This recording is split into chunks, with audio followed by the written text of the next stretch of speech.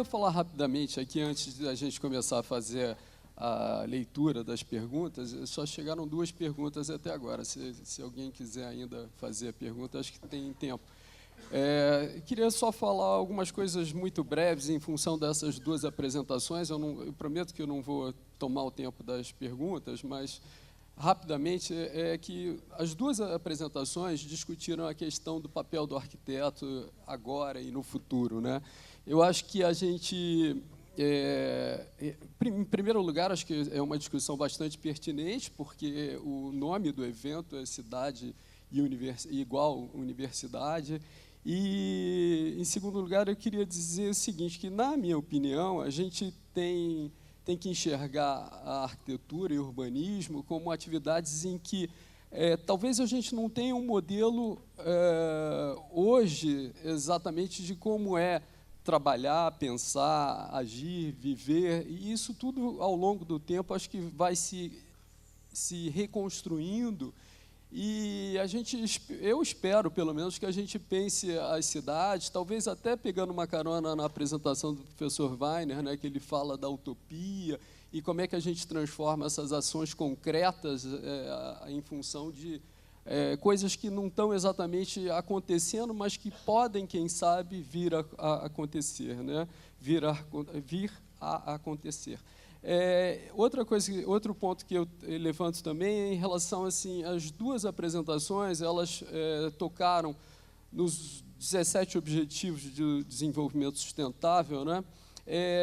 Isso é uma coisa muito interessante, porque, na verdade, esses 17 objetivos eles se desdobram, se não me engano, em 169 metas, né? E em várias dessas metas, em muitas metas, o papel do arquiteto e urbanista vai ser importante, né? Inclusive porque a gente, às vezes, também pensa muito no arquiteto como... eu acho que as novelas, os filmes, os romances e tal, eles mostram o arquiteto muito como um cara resolvedor de problemas do mundo e tal, quando, na verdade, a gente lida com uma multidisciplinaridade importante e fundamental. Então, o nosso papel, eu acho que vai ser importante dentro dessa conjunção de atividades que fazem parte da arquitetura e do urbanismo, né? E um último detalhe, eu fiz uma série de observações aqui, mas só para não tomar o tempo. Recentemente, eu tive acesso a um estudo de um demógrafo, né, do José Eustáquio, da ENSE, da Escola Nacional de Ciências e Estatísticas. Ele estava falando exatamente sobre essa questão da população do Brasil, né? Que todo o país que alcançou alguma projeção importante, ele passou por uma janela de oportunidade demográfica. E para isso é importante que a gente tenha educação, ciência, cultura, e a gente, possivelmente, a partir em torno de 2030, quando a gente ainda não tem uma quantidade grande de pessoas idosas, tão grande, né? Porque cada vez a gente vai ter mais pessoas idosas, segundo essa conformação demográfica que a gente está assumindo, e a gente ainda tem uma população ativa, jovem, atuante e tal, a gente vai ter, em torno de 2030, uma janela de oportunidade. Mas, possivelmente, segundo o relatório dele, a gente vai perder essa janela de oportunidade porque a gente não está com a população preparada para aproveitar esse momento, né? Então, eram só esses pontos que eu queria colocar. Desculpa, aí tomei uns 3 minutos de vocês e eu vou aqui às leituras. Obrigado. Vou fazer aqui as primeiras leituras e depois eu vou tentar sintetizar aqui as outras perguntas, tá? Uma pergunta para todos os palestrantes, que é feita da seguinte maneira: como realizar e equacionar todas essas colocações técnicas se tudo passa, primeiro, por uma mudança radical dos tais políticos e gestores, como sempre, técnicos versus políticos inadequados?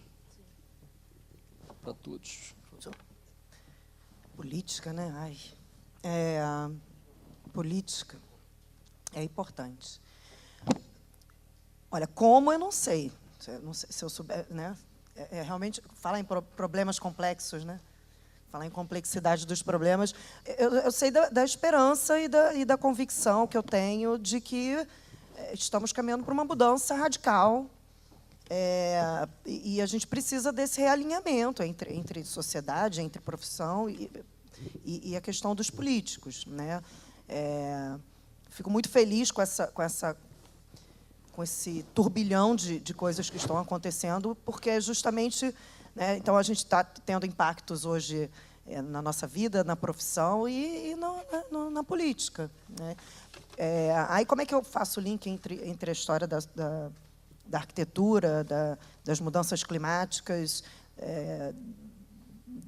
desse caminhar para escorregar na casca de banana e o poder público e a questão da política? O que eu vejo que precisa mudar, assim, que me vem à cabeça imediatamente, é a história do 4 anos, do curto prazo, do político não planejar para 2030. Né? Eu vejo isso um problema sério que a gente precisa resolver, esse planejamento, né? Enquanto a gente continuar operando nessa história do 4 anos, do planejamento para 4 anos, fica complicado da gente reorganizar a questão da política e alinhar isso com o que a gente precisa realmente fazer para não perder a janela da oportunidade em 2030.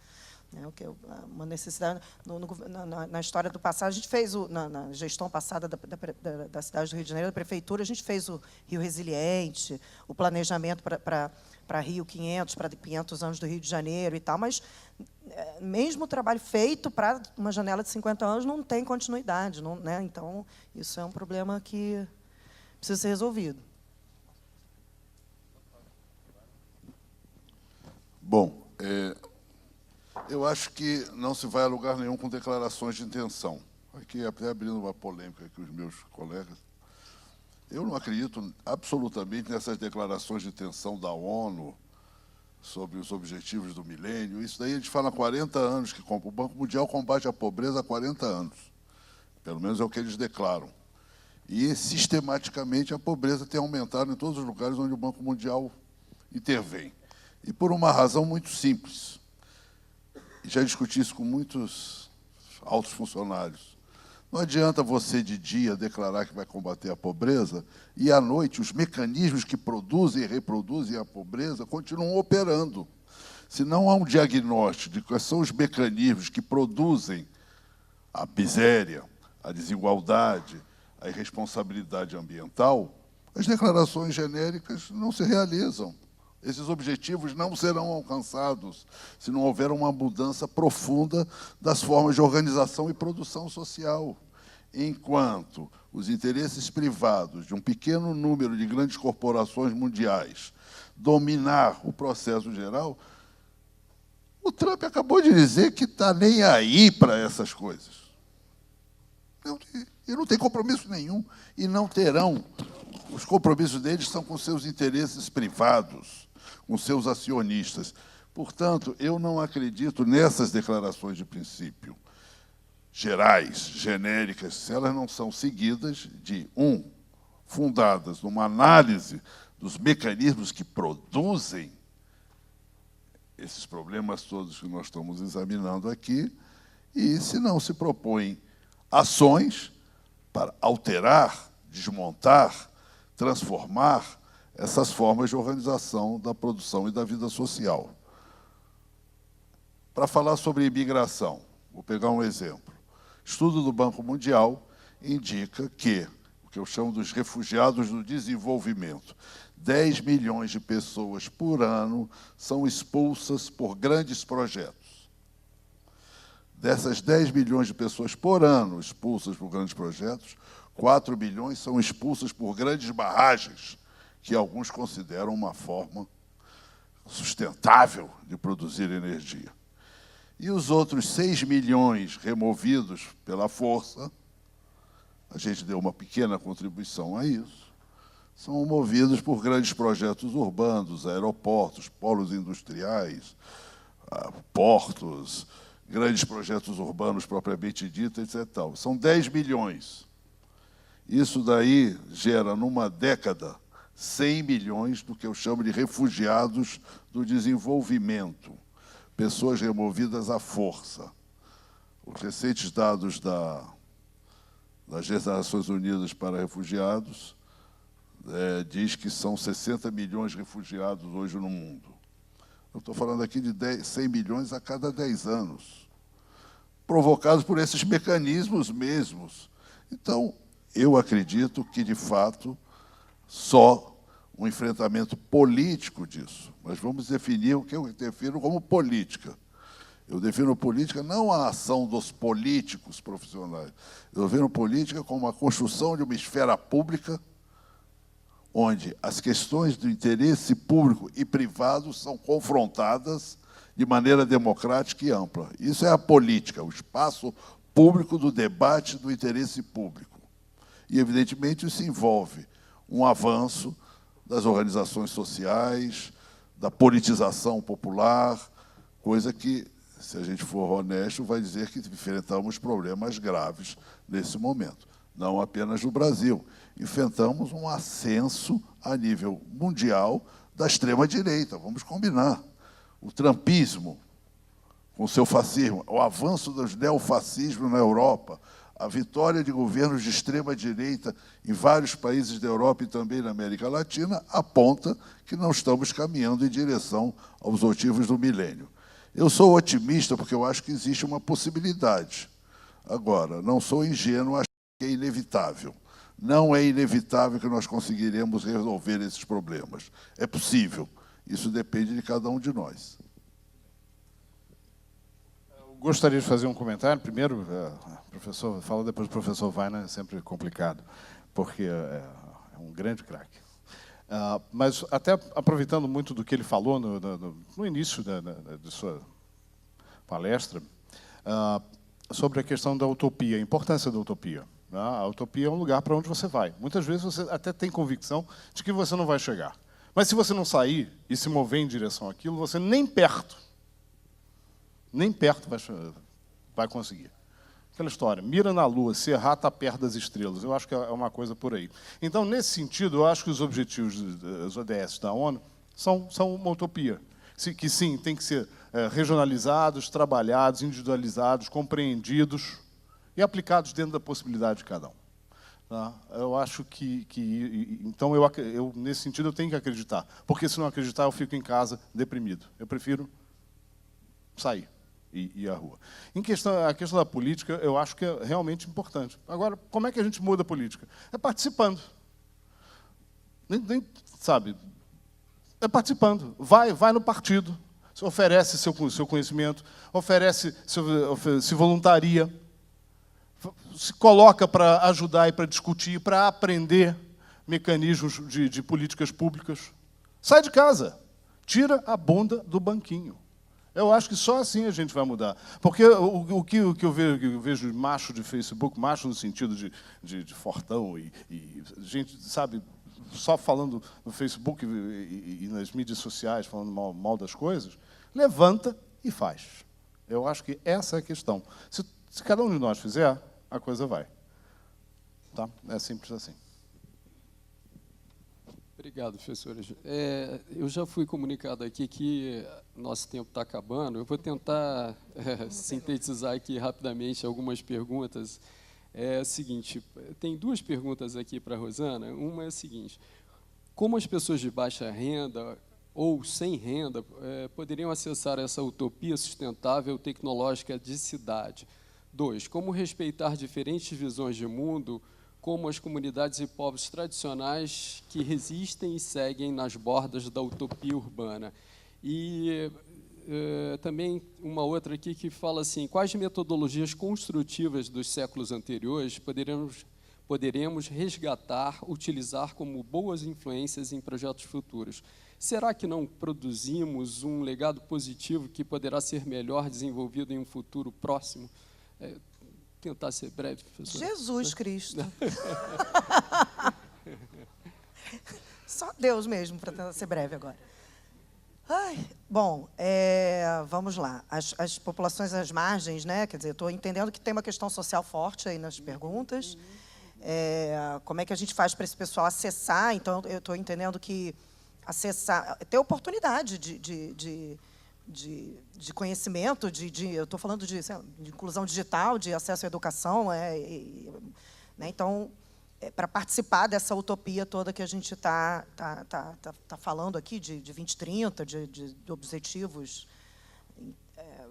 Isso é uma questão da gente entender a sociedade em níveis, né? Infelizmente, hoje a gente vive, né, em classes sociais diferentes e cada um tem acesso à informação de algum modo, e cada um tem seu papel, e cada um... É um problema social. Quer dizer, como é que eu reduzo pobreza e dou acesso à educação a essas pessoas e dou oportunidade para essas pessoas estarem aqui conosco? Não é isso a pergunta? É um problema político, é um problema social, é um problema de cada um levantar a bunda da cadeira e lutar para a gente conseguir chegar lá, para a gente poder dar as mesmas oportunidades para todo mundo. Desculpa, não sei se a pergunta realmente é complexa, eu não sei se eu consegui responder, mas... Rapidamente, a questão das metodologias construtivas dos séculos anteriores. Olha, pessoal, resgatá-las. Eu acho que metodologias construtivas dos séculos anteriores é tudo de bom que a gente tem que voltar e reaprender a fazer como a gente fazia antes. Assim, sou arquiteta e eu acho que a gente passou um tempão aí destruindo as coisas boas, né? O conhecimento bom que a gente tinha lá quando o índio fazia roca e pau a pique, e coisas que a gente... E arquitetura bioclimática funcionava, ao meu ver, muitas vezes, muito melhor do que a arquitetura que a gente faz, né, de 30 anos para cá. Super recomendo que se estude e volte lá para as coisas que, né, a natureza fazia, os índios faziam, e daí até 100 anos atrás, talvez. Obrigado, Rosana. Tem duas perguntas aqui, professor Weiner. Eu vou tentar abreviar aqui. A pergunta da professora Bia Petros, ela pergunta que ela fala que ela acha importante incluir a noção de incerteza, que é a nossa condição de vida em tempo de mudanças contínuas. Aí, desculpa, eu vou ter que pular aqui diretamente para a pergunta, mas ela fala assim: a questão colocada sobre novas utopias é o caminho possível na universidade e no ombro a ombro da cidade? E aí, só juntando com outra pergunta, porque ela está perguntando essa questão das disparidades sociais e tal, como é que isso se coloca sobre as novas utopias, é um caminho possível e tal. E aí, tentando juntar com outra pergunta que também fala em utopia, também para o senhor, percebi que na abordagem das utopias urbanas não foram citadas as utopias modernistas. Por quê? Essa é do professor Alder Catunda. Vou tentar ser muito rápido. Eu, outro dia, numa conversa com arquitetos, eu aprendi, pelo menos me deram essa informação, de que no entorno imediato desses prédios espelhados, a temperatura sobe 5 graus. Então, a primeira tarefa que a gente tem é descolonizar as nossas escolas de arquitetura, que ficam aplicando modelos, né? Redescobrir, reinventar, e aí buscando as tradições populares, a experiência vernácula das arquiteturas vernáculas, etc. E tal, redescobrir isso e descolonizar. A gente pegar as nossas revistas de arquitetura, a gente fala sério. Não foi exercício ilegal da profissão, mas eu fui chamado para ser membro, acho que era assim, vamos chamar alguém de fora, de um concurso de arquitetura lá do Instituto Tomiotaki. 80% dos projetos eram de grandes mansões modernas, né, essas coisas assim.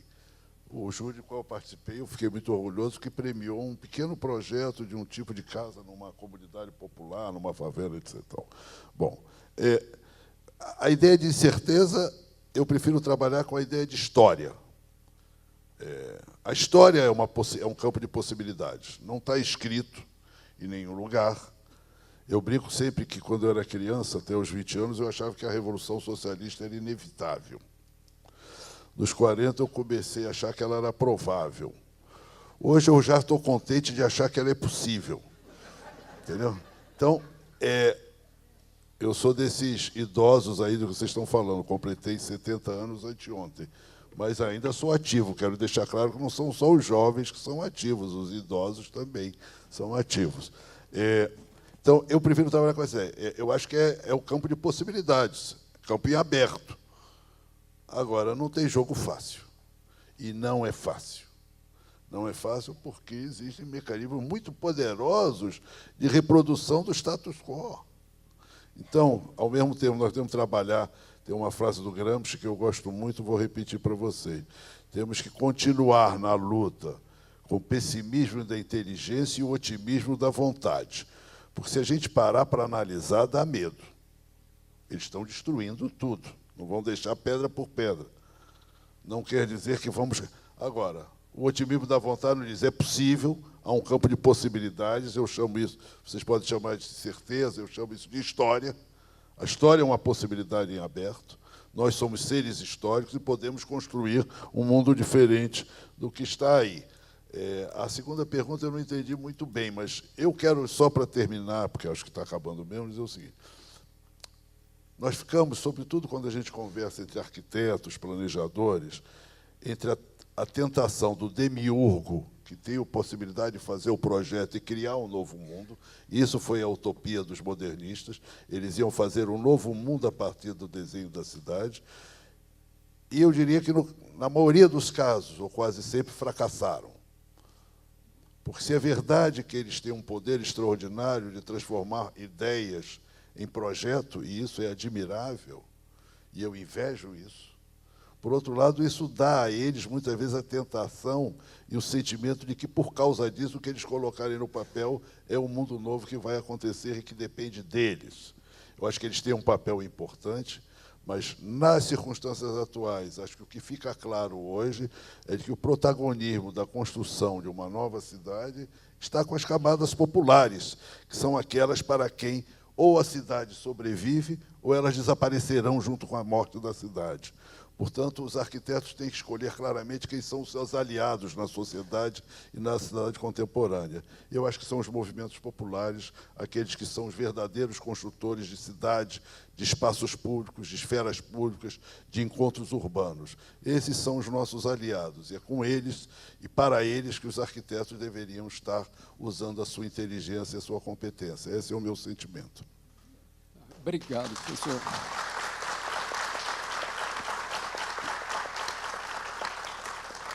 Bom, só queria agradecer, então, aos convidados, agradecer à plateia e boa tarde a todos. Tá ótimo.